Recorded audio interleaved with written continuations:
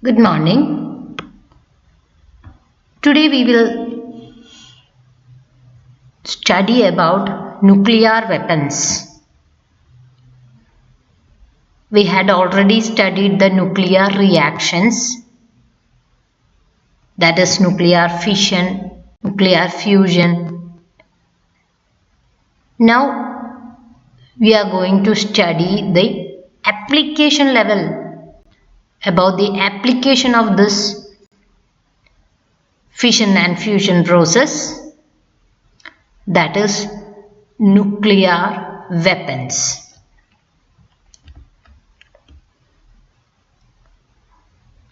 It was Enrico Fermi who discovered the chain reaction, and his attempt was to show that the chain reaction can be controlled. He used naturally occurring uranium ore, that is uranium-238, for the chain reaction. And we had already studied nuclear chain reaction, in which the nuclear fission process continuously occurs, and for that he used alternated layer of uranium and graphite. You know that uranium is a fuel, so it promotes the reaction, or it increases the rate of reaction, whereas graphite is a moderator which slows down the neutrons. So he used both uranium and graphite in alternated layers, so that this chain reaction can be controlled. He also used cadmium rods which blocked the reaction from taking place until everything was in place. We know for what purpose the control rods are used. Graphite is a moderator and cadmium is a control rod, and this control rod is a very good absorber of neutrons, so it will control the rate of fission and also will shut down the reactor in case of any emergency. So when control rods slipped out of the pile or nuclear reactor, the chain reaction begins.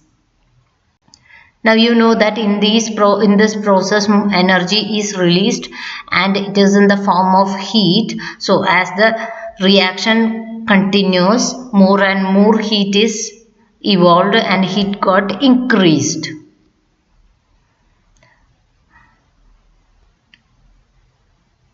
This was the main principle that underlie the working of a controlled chain reaction, discovered by Enrico Fermi.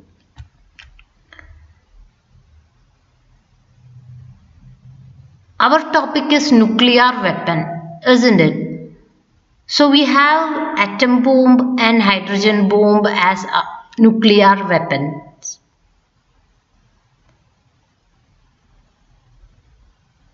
Let's study about the first atomic bomb.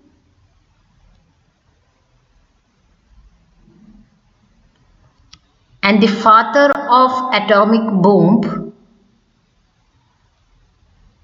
was Robert J. Oppenheimer.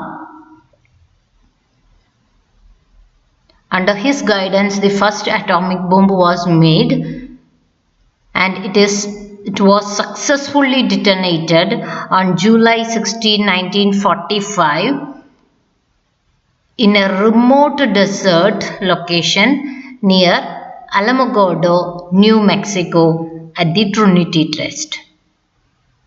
and it created an enormous mushroom cloud about 40,000 feet high. So let's study about this first atomic bomb, about its project.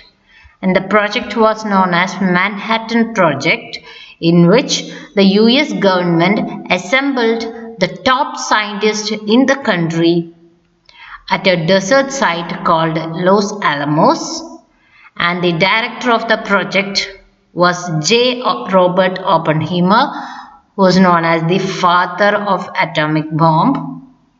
And it took 4 years for them to design and build 2 types of bombs. First one, known as Little Boy, which is a uranium bomb, and they dropped on Hiroshima, Japan on 6th August 1945.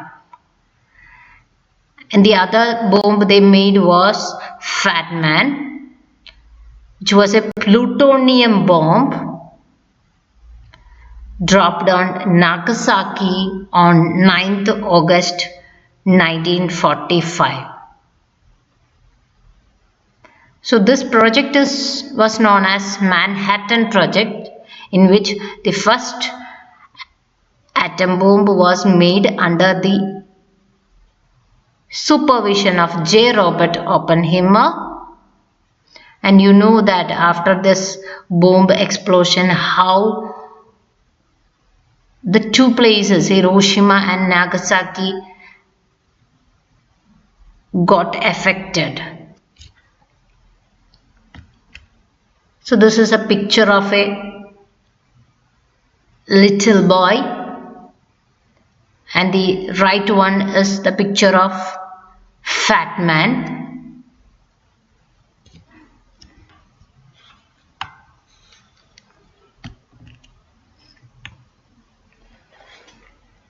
Next is hydrogen bomb.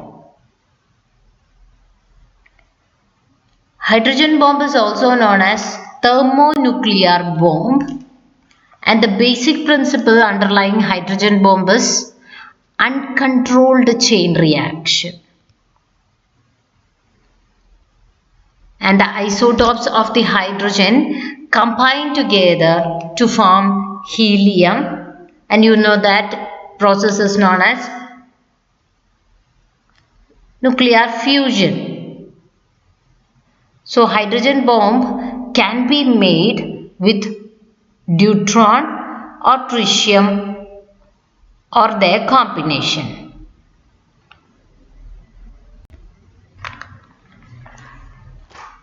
And you know that for nuclear fusion to take place, high temperature is needed, isn't it?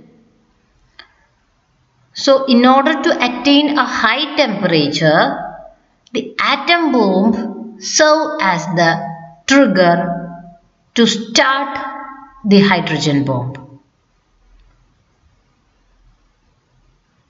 So the hydrogen bomb uses the tremendous burst of heat from an exploding fission bomb so that it triggers the fusion process. Nuclear weapon, the destructive power of which comes from the sudden release of energy that takes place during the fusion of hydrogen and deuterium nuclei into helium and tritium nuclei. So hydrogen bomb is a nuclear weapon in which nuclear fusion takes place, but in order to start that reaction, nuclear fission, in which uncontrolled chain reaction occurs so that a tremendous amount of heat is liberated and it acts as a catalyst for the hydrogen bomb.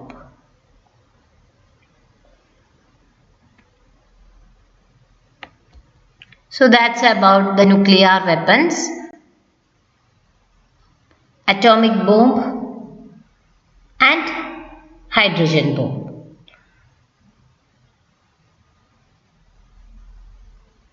It's a small topic.